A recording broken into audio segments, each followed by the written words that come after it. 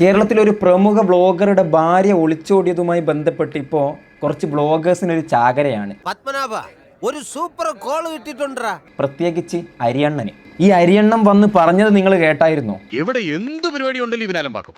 ഫോമാലിത്തരം കാണിക്കാൻ ഇവനെ കഴിഞ്ഞേ ഉള്ളൂ. അത്യാവശ്യം നല്ല രീതിയിലുള്ള ഒരു ഫ്രണ്ട്ഷിപ്പ് ഞാൻ ആയിട്ട് കീപ്പ് ചെയ്യുന്നുണ്ട്. സ്വന്തം സുഹൃത്തിന് ഒരു പ്രശ്നം വന്ന സമയത്ത് അവനെ വെച്ചിട്ട് അരി വാങ്ങുക. ക്ഷമിക്കണം, ഉപദ്രവിക്കരുത്, ജീവിതമാണ്.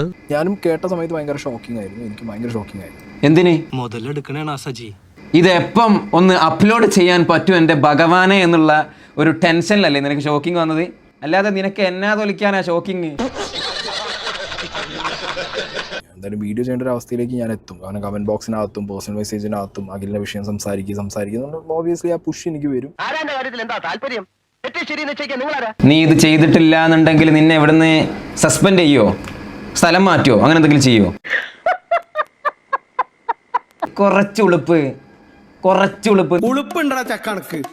നീ നിന്റെ ഫ്രണ്ടാണ്, ഫ്രണ്ടിനെ ഞാൻ വിളിച്ച് സംസാരിച്ചതാണ്, എന്നിട്ട് ഇവിടെ വന്ന് കിടന്ന് തൊലിച്ചിരിക്കുന്നു. എനിക്കറിയാൻ മേലാത്തോണ്ട് ചോദിക്കുക കുഞ്ഞെ, നിനക്ക് എങ്ങനെ സാധിക്കുന്നത്?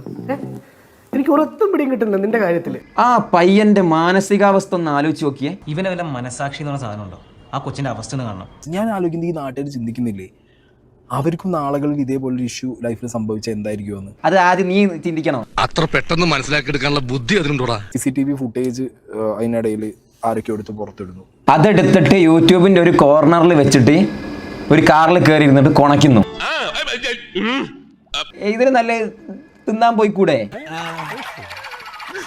ഇവന്റെ വീഡിയോസുകൾ കണ്ട് ഒരുപാട് ആളുകൾ ഇൻസ്പയർ ആയിട്ട് ഇങ്ങനെ ചാനൽ തുടങ്ങിയിട്ട് ഇങ്ങനെ അപരാധം പടച്ചു വിടുന്നുണ്ട് കേട്ടോ. എന്റെ കഷ്ടകാലം എന്നല്ലാതെ എന്ത് പറയാൻ. കണ്ടോ, ഞാൻ പോവാൻ കാരണം അവനാണ്, അവൾ രംഗത്ത്, വീഡിയോ പുറത്ത്. ഏത് വീഡിയോ പുറത്ത്?